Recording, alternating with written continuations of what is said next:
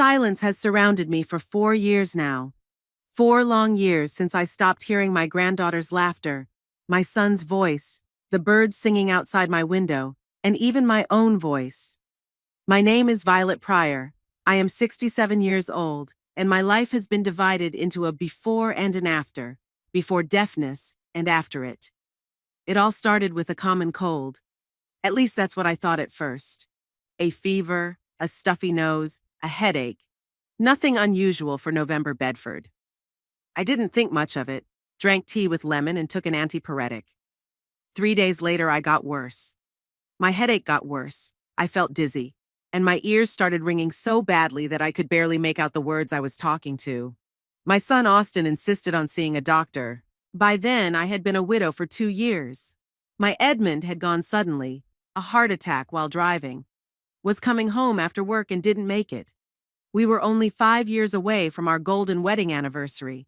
The doctor diagnosed a severe form of influenza complicated by a bacterial infection. I was hospitalized. The last thing I remember clearly before the world fell into silence was the face of a nurse leaning over me, and her lips saying something I could no longer hear.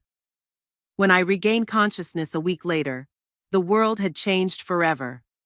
The doctors explained that the antibiotics that had saved my life had turned out to be ototoxic. They had damaged my auditory nerve. It's rare, but it happens. I was unlucky enough to be in that tiny percentage of people who develop such complications. Perhaps your hearing will partially recover with time, Dr. Reeves wrote on a piece of paper when I was still in the hospital. But as time went on, there was no change. I learned to read lips, mastered basic sign language, and adjusted to my new, silent world. The hardest challenge was communicating with my family. Austin and his wife Helena have their own lives, their own problems. Austin works as an insurance claims inspector for a small company, constantly traveling all over the county. Helena is an administrator at a dental clinic, always complaining about problem patients. They've never been particularly patient people, and my deafness has been a real challenge for them. I'd seen Austin sigh irritably when I had to say the same thing over and over again, enunciating the words slowly so I could read their lips. I noticed Helena rolling her eyes, thinking I couldn't see. They were trying, I know, but their patience didn't last long. My only joy is my granddaughter Penny. She's 12, and she's the brightest little person in my life. She spares no time to talk to me, writing notes in neat handwriting, waiting patiently for me to understand what she wants to say. Sometimes I think it's only because of her that I haven't lost my mind in this silent world. I live in my house, a small but cozy 2-story building on the outskirts of Bedford. Edmund and I bought it 30 years ago when prices were still reasonable. Now the neighborhood is considered upscale, and property values have increased several times over. The house is fully paid off, which is rare in these times.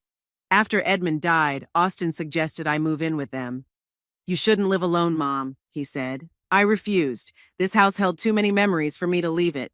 Besides, I didn't want to be a burden to a young family, even though they had a spacious house.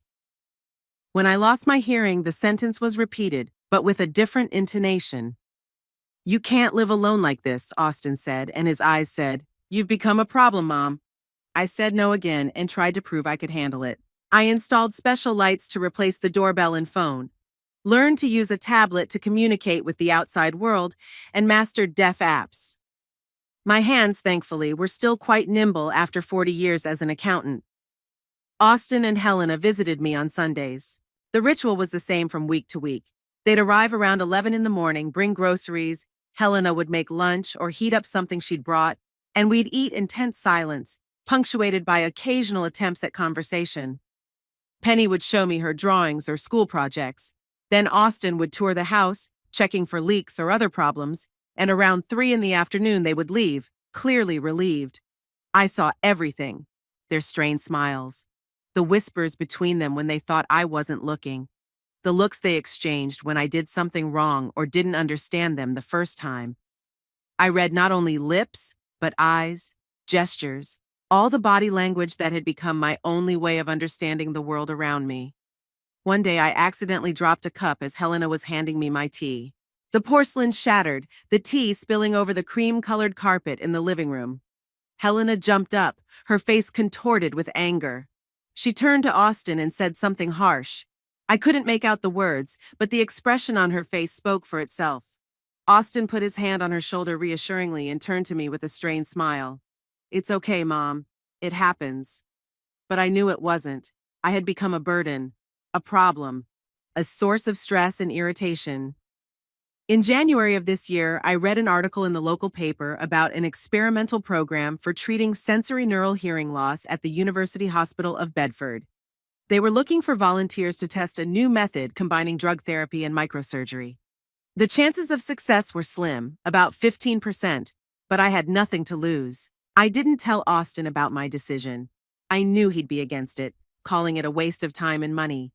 Instead, I contacted the clinic on my own, had a preliminary exam, and was selected for the program. The procedure was scheduled for early February. I told my son that I was going to a week-long computer training program for the hearing impaired. He didn't show much interest in the news, just nodded and wrote on his tablet, "Okay, Mom, call me if you need anything." I smiled, thinking that call was a non-trivial task for me, but I kept silent. The clinic appeared modern and bright. Dr. Elliott, the program director, patiently explained to me all the details of the upcoming procedure, using a clipboard to communicate. He was honest. "Mrs. Pryor, I don't want to give you false hope.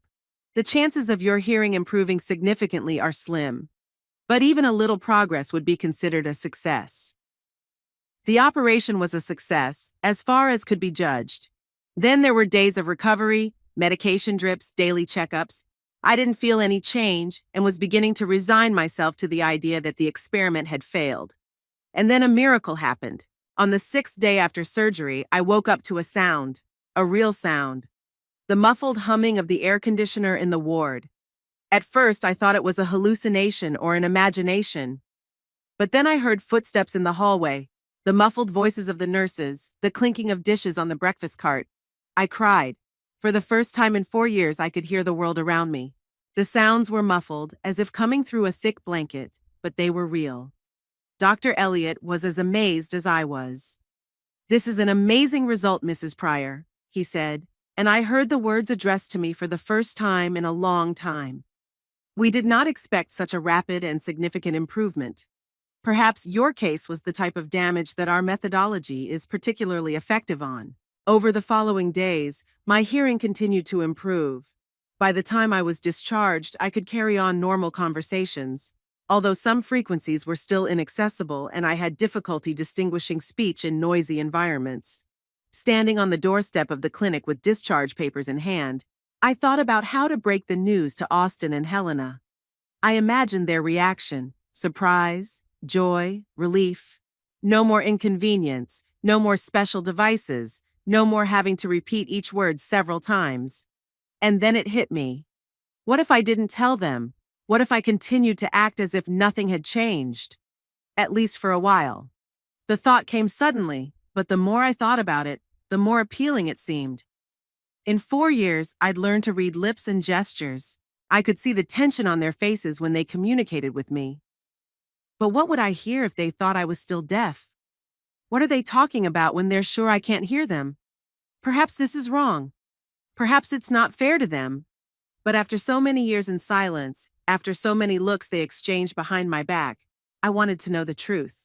I wanted to know who I really was to them, a beloved mother and grandmother, or a burden that had to be put up with out of a sense of duty. I decided to wait. Not to tell them about the hearing coming back, at least not yet. To see how they acted when they thought I couldn't hear their conversations. The cab brought me home Friday night. I texted Austin to tell him I was back from class, and everything was okay. He replied with a short okay, and added that they would be coming on Sunday as usual. I spent all of Saturday afternoon getting reacquainted with the sounds of my house. The creaking of the floorboards, the ticking of the clock on the wall, the noise of the water pipes, the humming of the refrigerator. All these things filled the space with life, made it three-dimensional, real. I turned on the radio and cried while listening to the music. I turned on the TV and laughed at the jokes on a comedy show. The world of sound came back to me, and it was a true miracle. Sunday morning, I was getting ready for a visit from my son and his family. For the first time in a long time, I would hear their voices, their conversations amongst themselves. Penny's laughter, which for so long I could only imagine. But they can't know about this. Not yet. I rehearsed in front of the mirror how I would behave. How I would still stare intensely into their faces, trying to read the words on their lips. How I would ask them to repeat themselves if I didn't understand. How I would use my tablet to communicate. The doorbell rang, accompanied by the flashing of a special lamp set up for me. I shuddered in surprise. Now I could hear the bell ringing too. Taking a deep breath, I went to open the door, ready to begin my little play and finally learn the truth about what my family thought of me when they thought I couldn't hear what they were saying. They arrived at 11 sharp, punctual as always. I heard the noise of the engine, the slamming of car doors, then voices, their real voices, not distorted by my imagination. "Penny, don't forget to behave yourself at Grandma's," Helena's voice said, with that special intonation one uses when talking to children. "I'm always on my best behavior at Grandma's," replied my granddaughter's sonorous voice. "You're the one who's always frowning, Mom." "Penny!" Austin shushed her. "Don't start." I froze outside the door, absorbing the sound of their voices. My son's voice was lower than I remembered, with a slight huskiness. Helena spoke with that distinct, slightly irritated tone I'd always picked up in her tone. And Penny's voice. Oh my God, she had such a beautiful voice, clear as a spring brook, with that special musicality that only children have. The bell rang and I took a deep breath, reminding myself of the plan. Not to show what I was hearing. To observe, listen, learn the truth. I opened the door with the same tentative smile I'd used for the past 4 years when I couldn't hear who was at the door. "Grandma!" Penny rushed over to me, wrapping her arms around my waist, and I felt my heart clench with love for this child. "Hi, sweetie." I stroked her head, trying to speak the same way I had before. A little louder than I needed to, with slight errors in intonation. "Hi, Mom." Austin waved his hand, knowing I could see the gesture, and added with exaggeratedly clear articulation, "How are you?" "Good," I nodded, gesturing for them to come in. "Come on in." Helena walked past me with a strained smile and bags of groceries in her hands. I noticed the way she rolled her eyes when she thought I couldn't see. Moments like that used to hurt me, but now I was more interested in what she had to say rather than what she had to show. They made their way into the kitchen and I followed, trying to move the way I'd done before, a little unsure, constantly looking around so I wouldn't miss if anyone approached me. "I made chicken from a new recipe," Helena said, defiantly taking the containers out of the bag and turning to face me so I could read her lips. "And the salad." I nodded and smiled, pretending I was having trouble understanding. "Thank you, darling. That's very sweet of you." Penny immediately pulled out her notebook, our usual way of communicating, and quickly wrote, "I got an A on my history project. Would you like to see it?" "Sure, honey." I gave her a genuine smile. "Show me after lunch." Austin, meanwhile, was checking the mail I had stacked on the table. Bills, flyers, a letter from the bank. He always did this, going through my correspondence under the pretense of helping me. It hadn't bothered me before, but now when I saw the look on his face as he read my bank notice, something inside me was alert. We sat down to lunch, and Helena took a seat next to Austin as usual, leaving me and Penny on the other side of the table. This arrangement used to be practical, so I could see their faces when they talked. Now I realized it was also a way to stay away from the problem mother-in-law. "How was your class, Mom?" Austin asked, articulating carefully and looking me straight in the eye. "Good," I nodded. "I learned a lot." "That's good." He nodded and then turned back to Helena, clearly disinterested in my answer. Lunch went on as usual, intense silence, punctuated by occasional attempts at conversation. I was surprised to find that even when they had been silent before, there were actually brief exchanges of phrases that I couldn't hear, of course. "She looks tired," Helena whispered to Austin when I was busy helping Penny with her salad. "Those courses of hers," Austin muttered. "Why would she do that at her age?" I held back the urge to raise my head and answer. Instead, I continued to help Penny, pretending not to hear their whispering. After lunch, Penny showed me her history project, a colorful presentation on ancient Egypt with cardboard pyramids and little figures of pharaohs.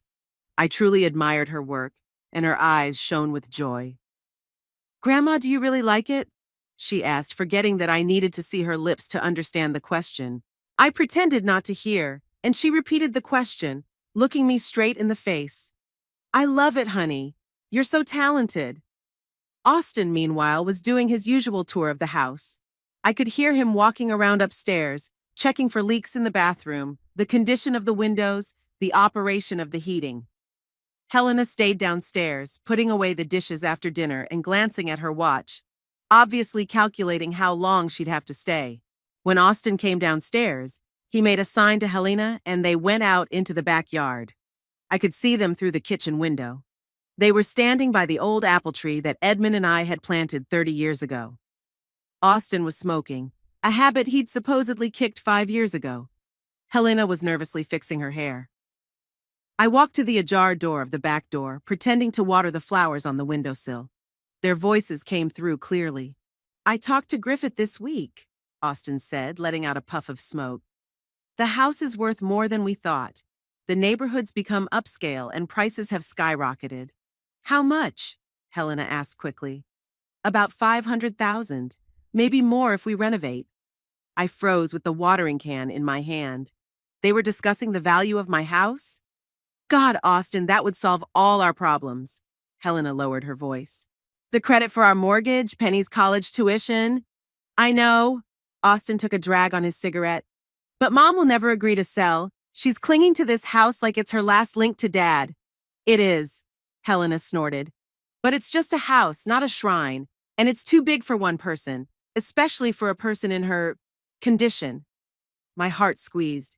I continued to mechanically water the flowers, but every word they said hit like a hammer. I've started gathering information on nursing homes, Austin said. There are some decent options. Sun Valley looks good and is only 20 minutes away. Are you sure we can afford a place like that? Helena frowned.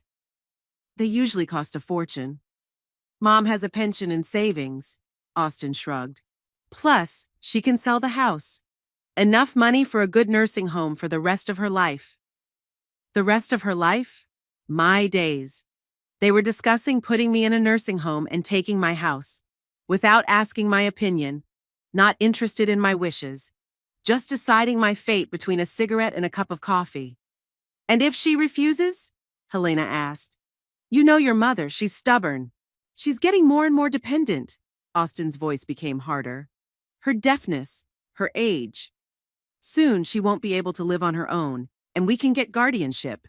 Then she won't be the one making the decision. The watering can slipped out of my hands and fell to the floor with a clatter.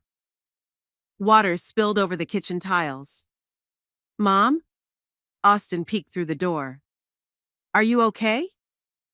I nodded, pretending nothing had happened, and started to pick up the water with a rag. My hands were shaking, but I hoped they'd chalk it up to age and awkwardness. Austin and Helena came back into the house, their faces showing their usual patient irritation. Austin took the rag from me and finished wiping the floor, and Helena sighed defiantly, glancing at her watch. We should go, Mom, Austin said when the water was done. Penny has swimming lessons at 4 o'clock. I nodded, still trying to make sense of the conversation I'd overheard. They wanted to get rid of me, send me to a nursing home, take my house, use my own money to pay for my prison. Penny came over to hug me goodbye and I held her tightly against me, feeling tears come to my eyes. My little girl, the only person in this family who truly loves me. I'll see you next week, Grandma, she said, looking into my eyes. I nodded, not trusting my voice. They were already at the door when Austin turned to Helena and said in a low voice, The house will be ours soon, and we'll put this burden in a nursing home. Something broke inside me. All my plans to pretend, to wait, to gather information. It all crumbled under the weight of those cruel words. A burden. That's what I was to my son. A burden to be rid of. What did you say? My voice came out loud and clear in the silence of the hallway. Austin froze, his hand on the doorknob frozen. Helena turned around abruptly, her eyes widening with shock. Mom! Austin turned around slowly. Did you hear that? Every word. I looked straight at him, not trying to hide my anger or my pain. Every fucking word, Austin! They turned pale. Both of them. Their faces were whiter than chalk. Their eyes widened with horror and shame. But how? Helena mumbled, her voice shaking. The experimental treatment, I stepped forward. It worked. I've been hearing for a week now, and today I'd heard enough. Penny shifted her gaze from me to her parents, her face a look of confusion and worry. Grandma, what's going on? Nothing, honey. I tried to soften my voice to her. Just adult conversation. Why don't you wait in the car? Austin jerked his chin, and Penny gave me another concerned look and walked out the door. Mom, listen. Austin held up his hands in a conciliatory gesture. You misunderstood. We're just concerned about you, about your well-being. Don't lie to me. I felt the anger rising in me in a hot wave. Don't you dare lie to my face after what I heard. The house will be ours soon, and we'll put this burden in a nursing home. Those are your words, Austin. Yours! Helena grabbed her husband's arm, her eyes darting between us. Violet, we should have discussed this with you, of course, but you have to realize that at your age, at my age, people deserve respect from their children. I cut her off. At my age, people have the right to decide where and how they want to live. And at my age, people usually know who really loves them and who's just waiting for an inheritance. Helena's face contorted with anger, but Austin squeezed her hand, silencing her. Mom. His voice became softer, almost pleading. Yes, I said some terrible things. I was upset. Helena and I are going through financial difficulties, and I snapped. But you know I love you. You're my mother. Love doesn't look like that, Austin. I shook my head. Love doesn't plan to get rid of a person like they're an unwanted thing. Love doesn't call a person a burden. There was a heavy silence in the room. I could hear the clock on the wall ticking, water dripping from a faucet somewhere in the back of the house, cars driving down the street. The sounds I had been unable to hear for so long were now all around me, emphasizing the tension of the moment. What are you going to do? Austin finally asked. There was anxiety in his voice, but not for me. For himself, for his plans, which were now in jeopardy. I could kick them out now. I could have screamed, cried, blamed them, but looking at their frightened, guilty faces, I suddenly realized I didn't want to waste my energy on that. They weren't worth my tears or my anger. They didn't even deserve my hatred. Right now I want you to leave, I said calmly. I need to think. Mom, Austin started, but I held up my hand to stop him. Go away, please. They looked at each other, unsure of what to do. Helena tugged on Austin's sleeve, and he nodded reluctantly. We'll call you, he said, opening the door. Don't bother, I replied. I'll contact you myself when I'm ready. They walked out, and I closed the door behind them. Through the window, I watched them walk to the car, Austin with his head down, Helena whispering something fiercely in his ear. Penny sat in the back seat, her face pressed against the glass, her eyes worried and sad. I waved at her, and she waved back, smiling weakly. As their car disappeared around the corner, I slowly sank into the living room chair. My hands were shaking, my heart was racing, and my throat was lumpy. I felt betrayed and devastated, but underneath those emotions, something else was slowly building. Determination. They wanted to get rid of me, to use my condition against me, take my house, my money, my independence. But now, I had an advantage. I knew their plans, and they didn't know what I was going to do next. I wouldn't make a scene. I'm not going to yell and blame. I would approach this strategically. They wanted to play me? Well, the game was just beginning. And this time, I was going to make the rules. I spent the evening after they left trying to calm down. I made myself some peppermint tea, an old remedy my mother had taught me, and sat in a chair by the window, watching the sun slowly disappear behind the rooftops of the neighboring houses. Shock and pain slowly gave way to cold determination. I wasn't going to let them run my life. But to protect myself, I needed information. Full information about what they were planning, how far they had gone, and what options I had to confront them. The next morning, I sprang into action. The first thing I decided to do was check my cell phone. For the past 4 years, while I'd been deaf, Austin had insisted on hooking it up to his family plan. It's easier to keep track of bills that way, Mom, he'd said then. I realize now that it was just another way to control me. I pulled out my phone and scrutinized it. Just a normal smartphone, set to maximum volume and with apps installed for the hearing impaired. But what else was on there? I looked through all the apps and found something interesting. A remote access program installed in the utilities folder. A program that allowed Austin to see what I was doing on my phone and even access it when I wasn't using it. I didn't bother deleting it, not yet. Instead, I decided to use Edmund's old phone that was stored in my dresser drawer. I charged it, inserted the new SIM card I'd bought on the way back from the clinic, and now I had a way to communicate that Austin didn't know about. The second step was to check my computer. Like the phone, my laptop was set up by Austin. "For your convenience, Mom," he said as he installed programs and adjusted settings. I'd always been a pretty good user. My job as an accountant required it, but after my hearing loss, I'd come to trust my abilities less and let my son take over everything tech-related. Now I turned on the computer with renewed suspicion, and for good reason. A quick search revealed that a remote access program was also installed on it. What's more, all my passwords for bank accounts and email were stored in a password manager that Austin must have had access to. I didn't bother changing anything on that computer. Instead, I pulled Edmund's old laptop out of the pantry, reset it completely, and started using it for my research, creating new email accounts and changing all the passwords to new ones that Austin would never guess. The next step was to research finances.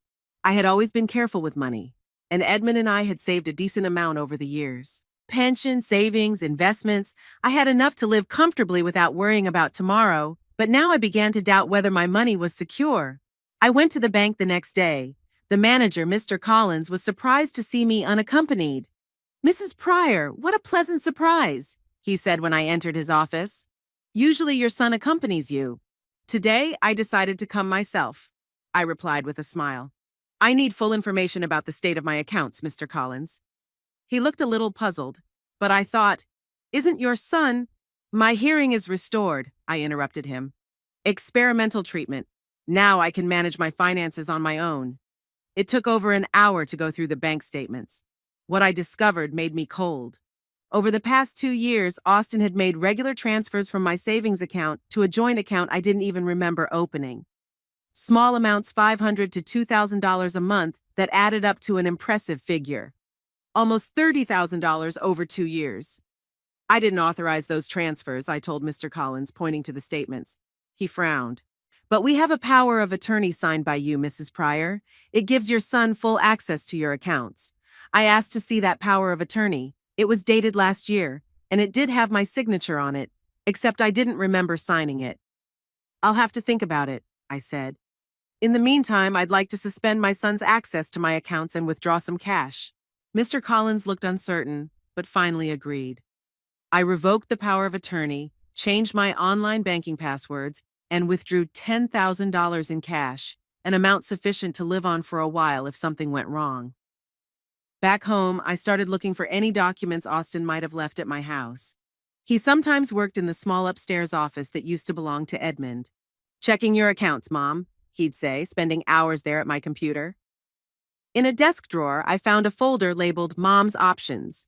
Inside were brochures and printouts about various nursing homes within a 30-mile radius of Bedford. Some pages were marked with notes in the margins. Sun Valley was circled in red marker with the caption, "Best bet is to check the cost." I continued my search, and in another drawer I found an even more disturbing document, a partially completed application for a declaration of incapacity. The form required a doctor's signature and testimony about my mental state. Most of it was already filled out in Austin's handwriting. Patient exhibits signs of age-related dementia exacerbated by deafness. Incapable of making sound financial decisions. Requires constant supervision. Lies. It was all a lie. I felt nausea coming up my throat. My own son was preparing documents to take away my right to control my life. I made copies of all the documents I found and hid them in a safe place, an old cookbook where Austin would never look. I spent the next few days regaining control of my life. I changed passwords to all online services, created new email accounts, updated my will, and met with a new lawyer who was not related to my son. Austin called every day, but I didn't answer. I wasn't ready to talk to him without gathering all the facts. Instead, I listened to his messages on my answering machine. "Mom, Please pick up the phone. We need to talk. I know you're upset, but it's not what it looks like. Then, Mom, I'm worried about you. If you don't answer, I'll come over. We need to discuss your condition and what to do next. And finally, Mom, I spoke to Dr. Harris.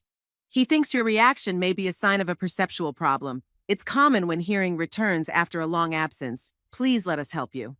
Each message only strengthened my resolve. They didn't just want to send me to a nursing home. They were willing to declare me mentally unstable to get their way. On Thursday, my new phone rang. The one Austin didn't know about. The number was unfamiliar. Grandma? I heard Penny's voice when I answered. It's me. Penny? Honey, how did you find this number? I was surprised. I saw it on a piece of paper on your desk when I was at your place on Sunday, she said. I wrote it down just in case. Grandma, can you really hear again? Yes, dear, I smiled, even though she couldn't see me. I can hear. It's so great. Her voice sounded excited. But Dad and Mom are acting weird. They keep whispering and stop talking when I come into the room. And Dad said that you might have a problem with your head. Is that true? No, honey, I said firmly. There's nothing wrong with my head. It's just that your daddy and I had a misunderstanding. I knew it, she sounded relieved. Can I come to you, please? I thought about it. On the one hand, I didn't want to drag Penny into the conflict between me and her parents. On the other, she was my one true ally in the family. Do your parents know you're calling me? No, she admitted. I'm calling from a friend's cell phone, but I can tell them I'm going to Lizzie's, and I'll take the bus to your place. I know the route. Penny, I don't want you to lie to your parents, but I really want to see you, Grandma. She stopped talking. I heard them talking about selling your house. Is that true? My heart sank. Even Penny sensed something was wrong. Listen, honey, let's do this. I'll call your mom and tell her I'd like to spend time with you on Saturday, honestly and openly. What do you say? Okay, she agreed after a pause.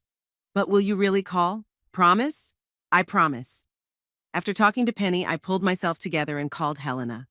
The conversation was tense. Violet, she sounded wary. We were worried about you. I'm fine, I said dryly. I want to spend the day with Penny on Saturday, just her. I don't think that's a good idea, Helena began.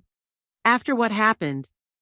After you and Austin planned to put me in a nursing home without my consent, I interrupted her. Or after my son called me a burden. Helena sighed. Violet, you've got it all wrong. We were just looking at options. I want to spend the day with my granddaughter, I said firmly. That's out of the question. If you say no, I'll call Austin and tell him what I know about the transfers from my account over the last 2 years. I'm sure his insurance company would be interested to know how their employee had been secretly withdrawing money from his elderly mother's account. There was silence on the other end of the line. You wouldn't dare, Helena finally said. Try to stop me from seeing Penny, and you'll see what I'm capable of. After a moment, Helena gave in. Okay, I'll bring her in at 10 o'clock Saturday morning and pick her up at 6 o'clock at night. Thank you. I tried to keep my voice calm. And Helena, don't try to track what we're doing. No spy apps on her phone, no surprises. I'll check it out. I hung up, feeling a mixture of guilt and determination. I'd never threatened my family before, but they'd left me no choice. On Saturday, Helena dropped Penny off at 10 sharp. My granddaughter jumped out of the car as soon as it stopped and rushed to hug me. Grandma! Her face brightened. Can you really hear me? Yes, sweetheart, I smiled, looking into her bright eyes. Every word. Helena didn't get out of the car, just waved and drove off, obviously not wanting another confrontation. Penny and I had a lovely afternoon. I made her favorite blueberry pancakes for breakfast, and we were finally able to have a real conversation, not through notes or painful lip reading, but normally, like grandmother and granddaughter. I listened to her stories about school, about friends, about how she won the drawing contest last month. I wanted to tell you, but it was hard to explain in a note, she said, showing me pictures of her artwork on her phone. Now you can tell me everything, I hugged her, and I will hear every word. After lunch, we went to the park. It was a warm spring day. The trees were covered with tender green, and the air smelled fresh and revitalized. We sat on a bench watching the children play on the playground and ate ice cream. Grandma, Penny said suddenly, looking at her rapidly melting ice cream. What's going on between you and Daddy? I sighed. I didn't want to lie to her, but I couldn't tell her the whole truth. Your dad and I disagree on some things about my future, I said carefully. He thinks he knows what's best for me, and I think I can decide for myself. Penny licked her spoon thoughtfully. Is this about the house? I heard them talking about it. Dad said you can't live in it alone, that it's dangerous. What do you think? I asked. Do I look incapable of living on my own? She looked at me carefully. None too, you look as normal as ever. Even better now that you can hear. Exactly, I nodded. I lived on my own for 4 years being deaf, and I managed. Now that I can hear, it's only going to get easier. Then why is Daddy so worried? I paused, searching for words. Sometimes adults confuse caring with control, honey. Your dad thinks he cares about me, but really he's trying to control my life. Penny nodded with sudden understanding. Like when he wouldn't let me go to a concert with Lizzie because he was concerned for my safety, even though Lizzie's mom promised to be with us the whole time? Very likely, I smiled, marveling at her insight. What are you going to do? Protect myself and my rights, I said firmly. But I'd hate to put you between me and your parents, Penny. You don't get to choose sides in this conflict. I already have, she pressed herself against me. I'm on your side, Grandma. My heart filled with warmth, but anxiety too. I didn't want to turn Penny against her parents, whatever they were. Honey, your parents love you, and you should respect them. But if you ever notice anything strange or hear anything important, you can tell me. We'll keep in touch through your secret phone. She nodded, her eyes shining with the importance of our secret pact. I'll be your ears and eyes, Grandma. That evening, after Helena took Penny away, I continued my investigation. I now had my granddaughter as an ally, though I felt a prick of conscience for dragging a child into our adult conflict. But I consoled myself that I wasn't asking her to spy just to be attentive. The next day, Penny called. Grandma, Daddy just got off the phone with some Mr. Griffith about your house. They were discussing market appraisal and potential buyers. Daddy said he wanted to act quickly while you... She stopped talking. Before you change your mind. Thank you, honey. I tried to keep my voice calm, even though I was seething with anger. You've been really helpful. He also said he's meeting with some Dr. Reeves on Tuesday. Something about your case. Dr. Reeves was my old doctor who treated me when I lost my hearing. Apparently, Austin planned to get the medical opinion necessary to declare me incompetent. Grandma, I'm scared. Penny's voice shook. Do they really want to sell your house? Don't worry, honey. I tried to keep my voice steady. They can't do it without my consent, and I'm not going to give it. After talking to Penny, I sat down and wrote down everything I'd learned in the last few days. The facts were irrefutable. Austin and Helena were planning to put me in a nursing home against my will, sell my house, and use the money to solve their financial problems. They had already taken steps to implement this plan, from secretly withdrawing money from my accounts to preparing papers to declare me incapacitated. I couldn't let that happen, but simply refusing wasn't enough. They could try to proceed through the courts, especially if they got a report from Dr. Reeves. I needed a plan, a strategy that would not only protect me, but also deny them the opportunity to try again in the future. I opened my new notebook and started writing. A plan of action, a list of people to contact, documents to prepare. I worked late into the night, and when I was done, I had a clear idea of what to do next. The first item on my list was to meet with Evelyn Bishop, an old friend of mine who used to work as a lawyer. We hadn't seen each other in years, since I'd lost my hearing and started avoiding social contact. But if anyone could help me understand the legal aspects of my situation, it was Evelyn. I went to bed with a heavy heart, but with a firm resolve. Tomorrow, I would take action. And Austin and Helena would learn that I couldn't be treated like this. I wasn't a helpless old woman to be put in a nursing home and forgotten. I was Violet Pryor, and I was going to fight for my life, my home, and my dignity. Evelyn Bishop lived in a small house on the east side of Bedford, in a quiet neighborhood lined with neat cottages with well-kept gardens. I hadn't been here in almost 5 years, not since I'd lost my hearing. It wasn't that Evelyn and I had quarreled, it was just that communication had become too difficult, and I was too proud to keep asking for repetition or writing things down on paper. The cab dropped me off at her house on Tuesday morning. I knew that was the time Austin was supposed to be meeting with Dr. Reeves, so the risk of being seen was minimal. I'd called Evelyn the day before, and when she heard my voice, she didn't believe it at first. Violet? Is that really you? You're talking. And I hear you, Evie. I smiled into the phone. It's a long story. I need your help. She agreed without hesitation, and now I stood in front of her door, a little nervous. It had been so long since we'd seen each other. The door opened almost immediately after the bell rang. Evelyn looked almost exactly as I remembered her, tall, slender, with short gray hair and shrewd gray eyes. Maybe a few more wrinkles, but the same clear eyes and straight posture. Violet! She opened her arms and I stepped into them, tears welling up in my eyes. Evie, I've missed you so much. Come in, come in, come in. I have so many questions. We settled into her cozy living room, and I told her all about my deafness, about the experimental treatment, about getting my hearing back, and about what I'd learned about Austin and Helena's plans. Evelyn listened without interrupting, only occasionally raising her eyebrows in surprise or shifting in indignation. Oh my God, Vi, she said when I was done. It's horrible. How could your own son do such a thing? Money changes people, I shrugged, trying to speak calmly, though I was still seething with resentment and anger inside. My house was worth about $500,000 now. For Austin and Helena, it was the solution to all their financial problems. But trying to declare you incompetent? Evelyn shook her head. That's a crime, Vi. That's why I'm here. I leaned forward. I need your advice. What can I do to protect myself?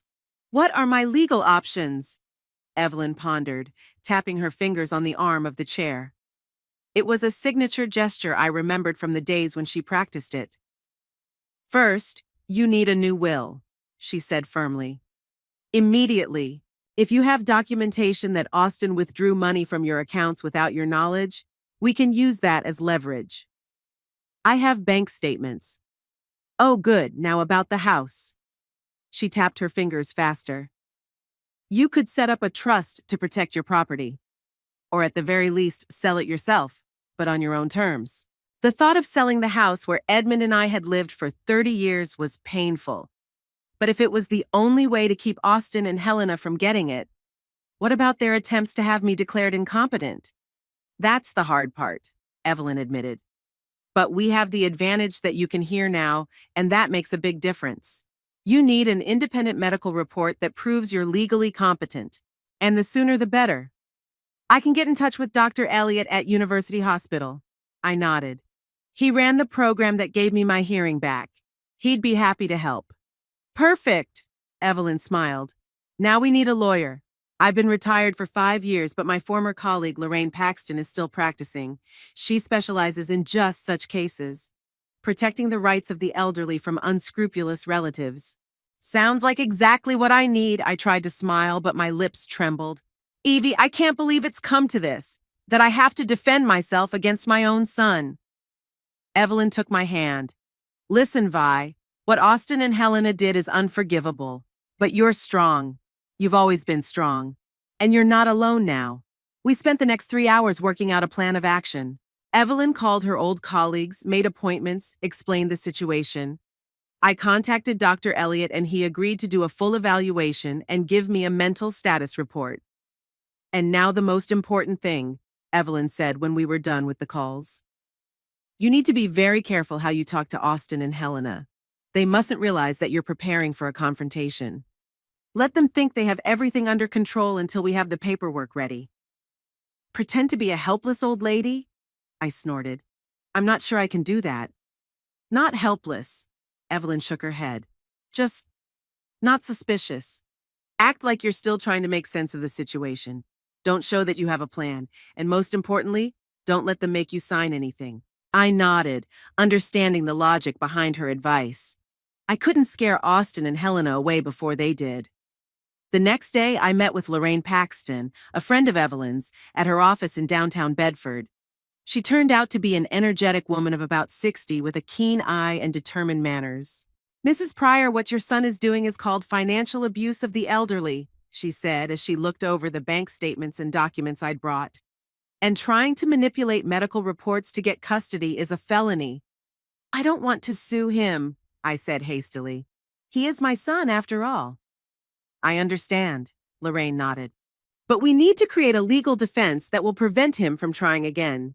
The first step would be a new will and power of attorney for medical decisions, where Austin wouldn't figure.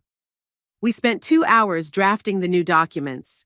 Under the new will, my house and most of my savings were to go into a trust administered by an independent trustee upon my death, with the stipulation that the proceeds be used for Penny's education. Austin and Helena would get nothing. That's harsh, Lorraine observed, but fair given their actions. I've also signed a new medical power of attorney, appointing Evelyn as the decision-maker in the event of my incapacity.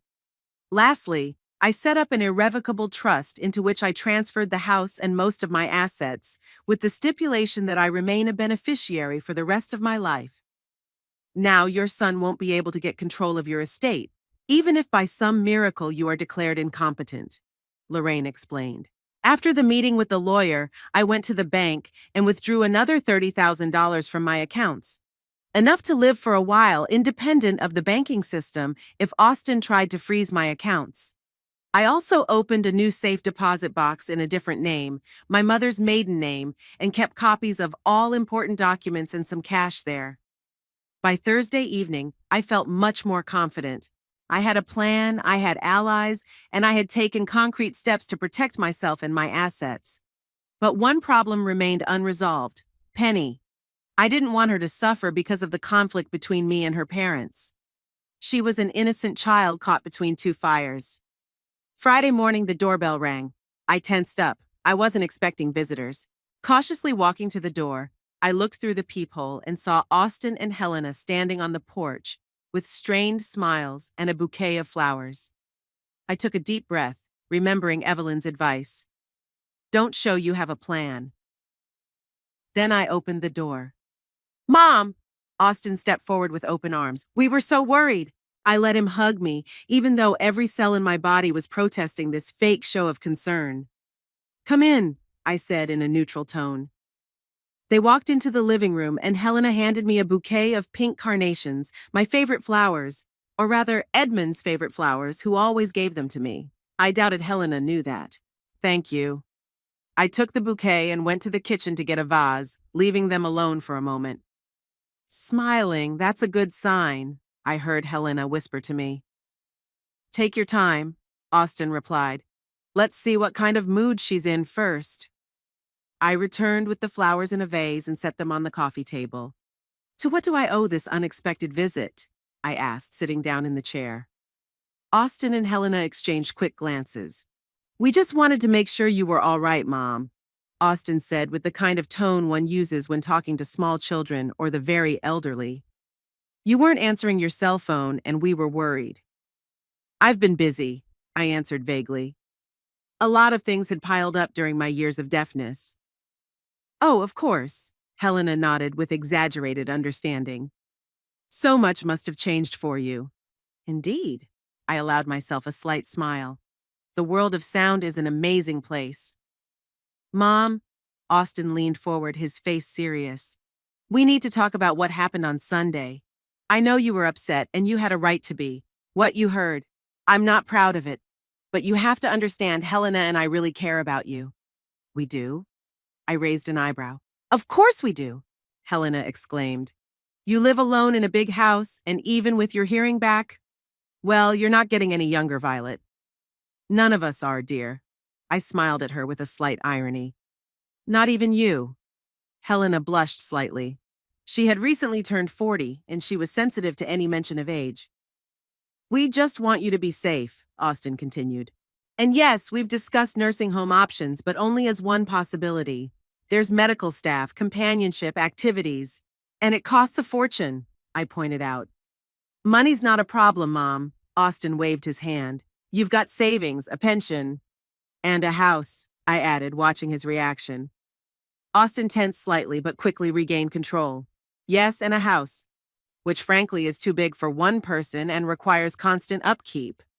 I pretended to think about it. You might be right. I was actually thinking about selling it. Austin's eyes lit up and he quickly glanced over to Helena. Really? It's it's a smart decision, Mom. I could help with the sale. I know a realtor. Mr. Griffith? I asked innocently. Austin froze for a moment. Yes, Griffith. Where did you? You mentioned him before, I shrugged. Now that I'm hearing things, I'm remembering a lot of things. Helena hurried to change the subject. Violet, Austin, and I were thinking, maybe you'd like to stay with us for a while, just to get used to the new hearing situation. Penny would be so happy. That was unexpected. I had assumed they would insist on a nursing home, not offer to move in with them. Obviously, they were changing tactics. That's very nice of you, I smiled. But I'm used to being on my own. And frankly, I like to hear the sounds of my home again. Of course we understand, Austin said quickly. Just keep in mind that the offer is open. For the next half hour, they showered me with acts of concern, asking if I needed help around the house, if I wanted them to take me shopping, if I needed new appliances now that I could use a regular phone and TV. I answered evasively, not agreeing but not saying no directly either.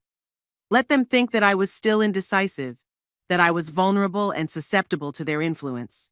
By the way, Mom, Austin said casually before he left, I met with Dr. Reeves. He'd really like to check you out, see how your hearing is progressing. Maybe next Tuesday? That's it.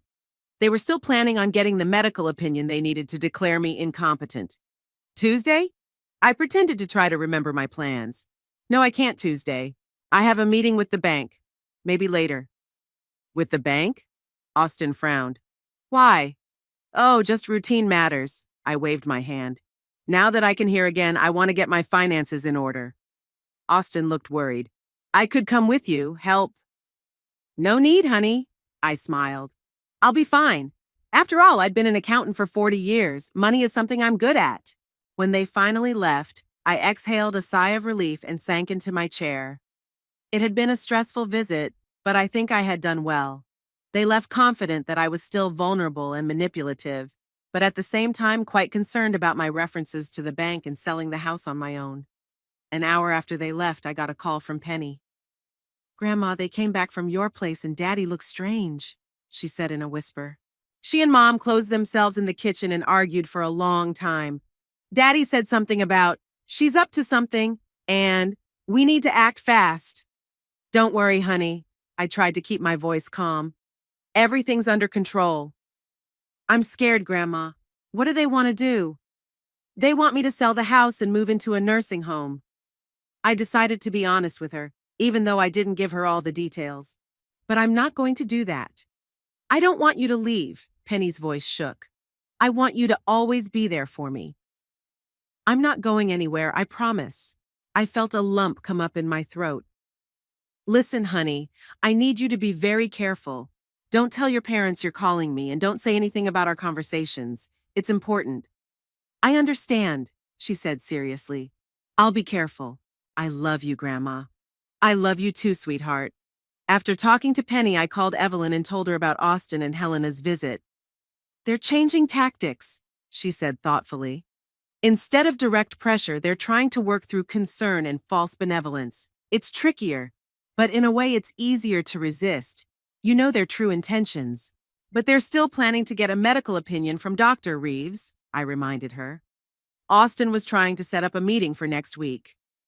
Then we have to get ahead of them, Evelyn said firmly.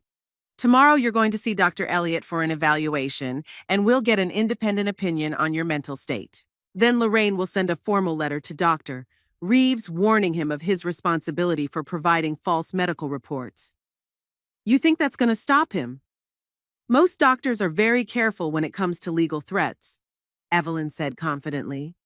And if you already have an opinion from a renowned specialist at a university hospital, contradicting it would be a reputational risk. We went on with the plan. I would have a full examination with Dr. Elliott, complete the legal procedures with Lorraine, and then we planned the decisive step, a direct confrontation with Austin and Helena, but from a position of strength, not vulnerability. They think you're a weak old woman who can be manipulated, Evelyn said at the end of the conversation. It's time to show them how wrong they are. On Saturday, I had a checkup with Dr. Elliot. He was outraged to hear about my son's plans. Mrs. Pryor, you are in excellent mental health, he assured me after a series of tests. I'd be happy to provide an official report confirming that, and if necessary, I'd be willing to testify in court. I hope it doesn't come to that, Dr. Elliot, I sighed. But thank you. When I got home, I sat down at the kitchen table with a cup of tea and some paper. I started writing a list what I wanted to say to Austin when the time came. How to explain to him that he had betrayed me, that he had ruined our family with his greed. How to describe the pain of realizing that your own child thinks you're a burden to be rid of. The words just wouldn't come. How to express such fundamental pain, such deep disappointment. I put my pen aside and looked out the window, at the yard where Austin had once played as a child, where he'd built his first birdhouse with Edmund's help, where we celebrated his graduation from college, proud parents with an only son. What happened to that boy? When did he turn into a man capable of sending his own mother to a nursing home for money? On Sunday, I began to prepare for the crucial conversation. I reread all the documents Lorraine had prepared, checked that all the copies were safely stored in the safety deposit box. I gathered all the evidence of Austin's financial fraud account statements, copies of powers of attorney with my supposedly forged signature. Evelyn called this afternoon. Everything's ready, Vi, she said. Lorraine sent the letter to Dr. Reeves. The trust has been registered. The new will has been drawn up. The medical report from Dr. Elliot is in hand. Are you ready? Ready, I sighed. I'm sorry it had to come to this, though. I know, sweetheart. But you're protecting yourself. And you're protecting Penny so that she can have the future her parents seem ready to squander. You're right, I straightened up. I'll do it. We agreed that I would invite Austin and Helena over for dinner Tuesday night. To talk things over, as I say. They'll come, of course, expecting me to finally agree to their plans. But instead, they're in for a very different conversation. I called Austin on Sunday night. Mom? He answered after the first beep, as if he'd been waiting for me to call. How are you? Good, Austin. I tried to keep my voice soft. I've been thinking a lot about our conversation, about my future. I think we need to talk about it calmly. Why don't you and Helena come to my house for dinner on Tuesday? No Penny, just the adults. Of course, Mom, he said with a poorly concealed satisfaction in his voice. We'll be there. 6 o'clock? 6 would be great, I smiled, knowing he couldn't see my expression. See you later, honey. I hung up the phone and took a deep breath. The plan was in motion. In 2 days, I would confront my son and his wife, armed not only with the truth, but with a legal defense they never expected. It would not be easy, it would be painful, but it would be necessary. Tuesday came too quickly, and at the same time, unbearably slow. I spent all of Monday preparing for the meeting, both practically and emotionally. Lorraine sent the final versions of all the documents. Evelyn helped me prepare a speech, and I prepared my own dinner. Simple, but elegant. Rosemary chicken, baked potatoes, fresh salad. Nothing fancy, but enough to create the illusion of a casual family dinner. The illusion is what our family had become, a facade that hid greed, lies, and betrayal. By 6 o'clock, everything was ready. The table was set, papers laid out in my bedroom, ready to be presented at a moment's notice. I wore my best dress, a navy blue dress with a pearl necklace Edmund had given me for our 30th anniversary. I wanted to look strong and collected, not like the helpless old woman they were used to seeing. The doorbell rang at 6 sharp. Punctuality had always been Austin's strong suit, one of the few things I could still respect about him. Mom, he smiled as he entered the house. You look wonderful. Thank you, darling. I let him kiss my cheek, though my insides clenched at the falseness of the gesture. Helena came in next, with a strained smile and a bottle of wine in her hands. Violet, I brought your favorite Chardonnay. My favorite was Pinot Noir, but I didn't bother to correct her. What did it matter now? How nice. I accepted the bottle. Come on into the dining room, everything's ready. They exchanged quick glances, surprised, almost alarmed. Perhaps they expected to see me depressed, uncertain, ready to agree to their terms. Instead, there stood before them a well-dressed, confident woman who seemed to be in complete control of the situation. We sat down at the table and I laid out the food. The conversation started with the usual topics: the weather, the news, Austin's job. They were tense. I could feel it. They were waiting for me to talk about selling the house, about moving into a nursing home. But I was in no hurry. "How's Penny?" I asked as I put the salad on. "Is she okay?" "Oh, yeah?" Helena nodded a little too vigorously. "She's at a friend's tonight. Really wanted to go, some kind of science project." I knew that was a lie. Penny told me she'd been sent to her grandparents on Helena's side so she wouldn't get in the way of adult conversation. "Tell her I miss her," I smiled. "Of course." Austin cleared his throat. "Mom, you said you wanted to discuss something important?" This was it, the moment I've been preparing for. "Yes." I set aside my fork and napkin. "I've made a decision about my future." They stepped forward, their eyes alight with anticipation. "I'm selling the house," I said calmly. Helena couldn't hold back a victorious smile, and Austin tried to look worried, though I could see the relief in his eyes. "Mom, this is a big decision." He frowned for the sake of appearances. "Are you sure?" "Absolutely." I nodded. "This house holds too many memories. It's time to move on." "We can help you with the sale," Helena said quickly. "Austin has already spoken to Griffith, and he thinks the house could sell very favorably." "Oh, that won't be necessary," I smiled. "I've already found a buyer." Their faces stretched in surprise. "A buyer?" Austin almost choked on his wine. "Who?" "A young family, Noah and Yvonne Shepard. They have 2 kids, and they've been looking for a house in the neighborhood for a while. They offered a good price."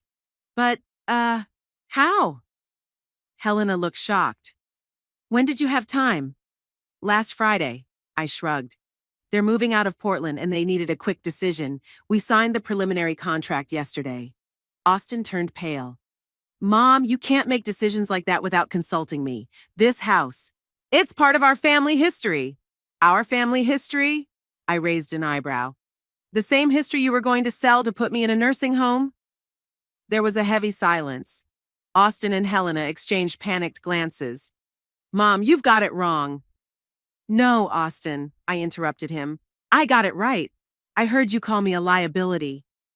I saw the papers you hid in your office, the declaration of incapacity, the nursing home brochures with your notes on them. I've gotten bank statements showing how you've been withdrawing money from my accounts for the last 2 years." His face turned ash gray.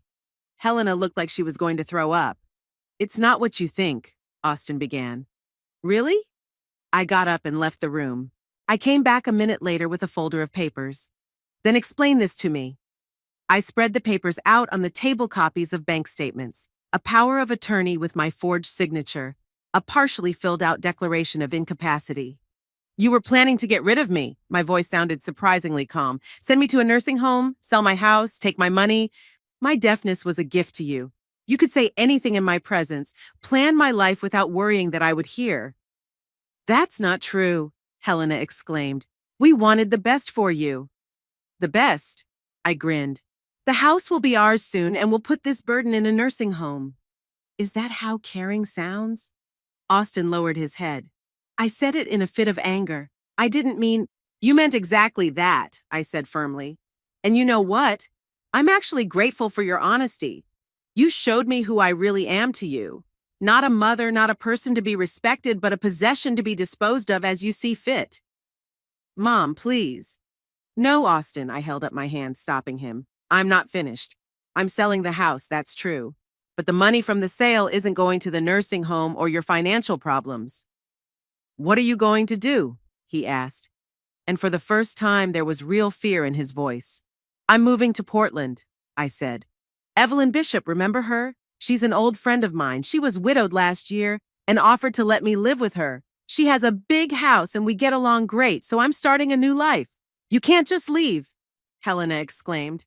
"What about Penny? She'll miss you." "Penny can come visit me on vacation," I smiled. "If you let her, of course. I've already talked to her about it, and she's thrilled at the idea of spending the summer in Portland." "You've talked to her?" Austin frowned. "When?" "Penny and I have a lot of secrets," I winked. "She's a very observant girl. Noticed how strange you've been acting lately." Helena paled even more. "What did you tell her?" Just that there was a misunderstanding between us. I shrugged. I didn't tell her that her father called me a burden and planned to get rid of me. She loves you too much, Austin, to know that truth. Austin looked like he'd been kicked in the butt. Mom, I don't know what to say. Then listen, I sat down again and folded my hands on the table. I've changed my will. You and Helena are no longer my heirs. Instead, I've set up a trust for Penny. She'll have access to the money when she turns 25. The rest will go to a charity for elderly victims of financial abuse by relatives. Ironic, isn't it? You can't disinherit us? Helena was outraged. It's not fair. Is it fair to send your mother-in-law to a nursing home against her will to take possession of her house? I looked her straight in the eye. Is it fair to steal money from an elderly woman's accounts? Is it fair to forge her signature on documents? Helena looked away, her face flushed with shame or anger. I couldn't say for sure. We can contest the will, Austin said quietly. Prove that you're incapacitated. You can try. I smiled and pulled another document out of the folder. But here's a medical report from Dr. Elliott at the University Hospital, confirming that I'm fully competent. And here's a letter from my attorney, Lorraine Paxton, to Dr. Reeves, warning him of his liability for providing false medical reports. I don't think he'd want to risk his license for you, Austin. My son looked at me with a mixture of shock and admiration. You've thought this through. Of course, I nodded. I might have lost my hearing, but not my brain. And speaking of the money you took from my accounts, $30,000 is a lot of money. I could sue you, but I won't. Consider this your last gift from me. But the power of attorney has been revoked, and all my accounts are now protected. There was silence. Austin and Helena sat stunned, unable to believe that their plans had fallen apart so suddenly and completely. When are you leaving? Austin finally asked. Next Monday, I stood up, signaling that the conversation was over. The buyers will be moving in a month, but I won't wait. Evelyn's already preparing a room for me. What about your stuff? Helena looked around, as if only now realizing that the whole house was full of furniture and personal belongings. I only take the essentials and personal memorabilia, I shrugged. The rest is already included in the price of the house. The Shepherds are a young family, and they could use some nice furniture. That's it? Austin stood up, his face contorted with anger and pain. You're just going to leave and cut us out of your life? I looked at my son, the only child I'd given birth to, raised, loved with all my heart. The man who had betrayed me so deeply that the wound would never fully heal. You crossed me out first, Austin, I said quietly. The moment you decided I was a burden, not a person, the moment you started planning my life without my consent, like I was a thing and not your mother. I'm sorry. His voice trembled. I'm really sorry, Mom. I know. I nodded. But you're sorry not for what you were planning to do, but for getting caught. And those are different things, Austin. Helena stood up, gathering her bag. Come on, Austin. There's nothing more to say here. He hesitated as if he wanted to say something else, but then nodded and followed his wife to the door. I walked them out, standing straight with my head held high. Can I at least say goodbye before you leave? Austin asked at the threshold. I'll be busy packing, I replied. But I'll call Penny and say goodbye to her. And like I said, she can come visit me for the vacations. I won't prevent that, he said quietly. I promise. That's something, I smiled weakly. Goodbye, Austin. Goodbye, Mom. He looked at me with such sadness that for a moment I almost felt sorry for him. Almost. When the door closed behind them, I walked back into the dining room and sat at the table, looking at the unfinished dinner and the unfolded papers. A strange desolation swept over me. I had won, protected myself, my money, my dignity, but the price was my family, my relationship with my only son. Even if that relationship had turned out to be fake, the loss of it still felt like a wound. I began to clear the table, putting the plates away, throwing away the leftovers. The house was quiet, only the ticking of the old clock breaking the silence. I could hear that sound now, the measured, quiet ticking, counting down the seconds of my new life. The next week passed in a flurry of activity. I sorted through my belongings, packed up my most valuable possessions, and met with lawyers to finalize the sale of the house. Austin didn't call or visit, which was for the best. But Penny called the day after we talked. Grandma, what's wrong? Her voice sounded worried. Daddy and Mommy came back yesterday very upset and they won't say why. Your daddy and I had a fight, honey. I tried to speak calmly. It was pretty serious, and I've decided to move in with a friend of mine in Portland. You're moving away? I could hear the panic in her voice. But I don't want you to go. I know, sweetie, but sometimes grown-ups have to make tough decisions. And I'll be here for you. Weekends, vacations, whenever you want. Will Daddy allow it? She asked doubtfully. Yes, he promised, I smiled, remembering his last words. And I think he'll keep that promise. Sunday night, the day before I left, I walked around the house one last time, saying goodbye to every room, every corner that held memories of my life with Edmund, of the years when Austin had been a boy, of all the joys and sorrows these walls had seen. The bedroom was where I lingered the longest, looking at the bed that Edmund and I had shared for 35 years. The picture on the bedside table was of him in his favorite sweater, smiling with graying temples and kind eyes. What would you say, Edmund? I whispered, touching the photograph. Am I doing the right thing? Of course, there was no answer, but I knew in my heart that he would approve. Edmund had always told me to be strong, to stand up for myself. No one has the right to decide for you, Vi, he often said. Monday morning, the cab arrived at 9 sharp. 2 suitcases of clothes, a box of photos and memorabilia, and a bag of papers were all I'd taken with me from the house where I'd lived most of my life. I didn't expect to see Austin and Helena, but when I stepped out onto the porch, their car was parked at the curb. They got out and hesitantly approached. We came to say goodbye, Austin said. He looked gaunt, with dark circles under his eyes. And to apologize, Helena added, looking down at the ground. What we planned was wrong. We're sorry. I looked at them, feeling a strange mix of emotions, anger, hurt, disappointment, but also a tiny spark of compassion. They looked pathetic, broken. I accept your apology, I finally said, but it doesn't change my mind. We understand, Austin nodded.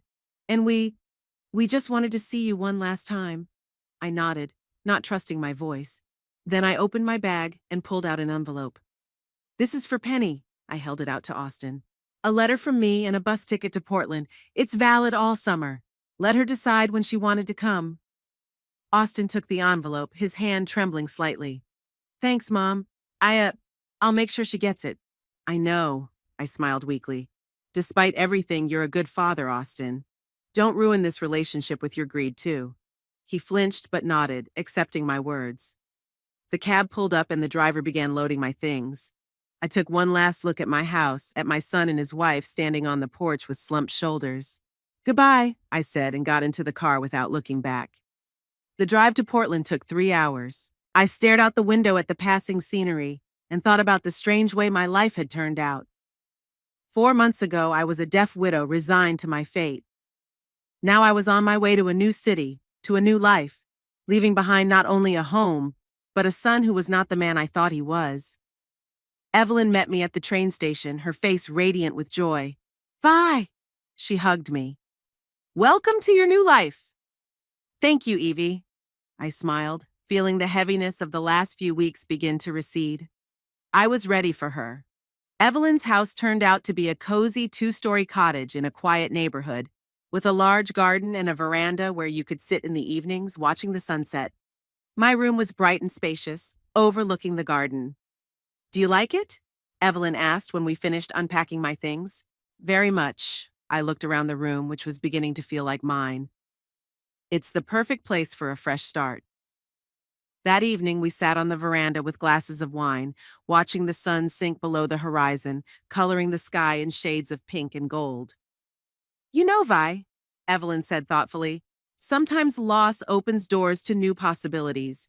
You lost your hearing, and that led you to an experimental treatment. You lost trust in your son, and that led you here to a new life. Philosophical today? I smiled. I just think that at 67, it's not too late to start over. She raised her glass. To new beginnings. To new beginnings. I touched my glass to hers, and the clinking of crystals sounded like music in the evening air. A month later, Penny arrived. her eyes shining with the excitement of new discoveries. We showed her around Portland, took her to museums and parks, made elaborate desserts together from Evelyn's recipes. She talked about home, about school, about how Austin and Helena had gotten quieter, more thoughtful since I'd left. "Daddy often looks at your old pictures," she said one evening as we sat in the garden. "I think he misses you, Grandma." "Perhaps," I stroked her head. "But sometimes people need time and distance to realize their mistakes. Will you ever get back together?" she asked hopefully.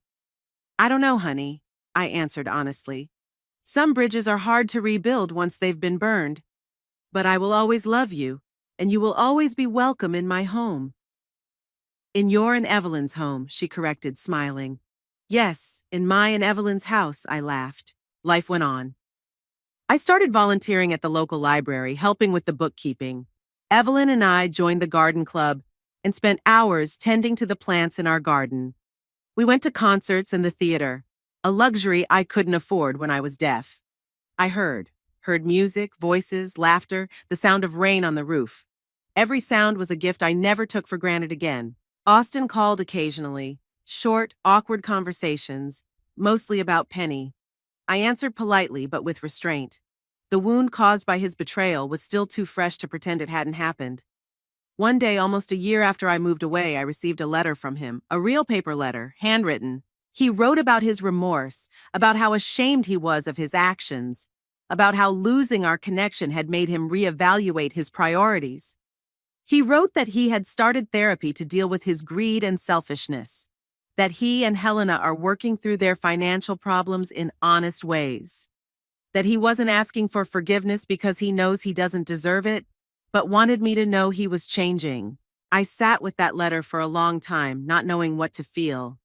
The anger was still there, but something else was there too. A tiny germ of hope that maybe someday we could build a new relationship. Not like before, that trust had been irrevocably broken, but maybe something new.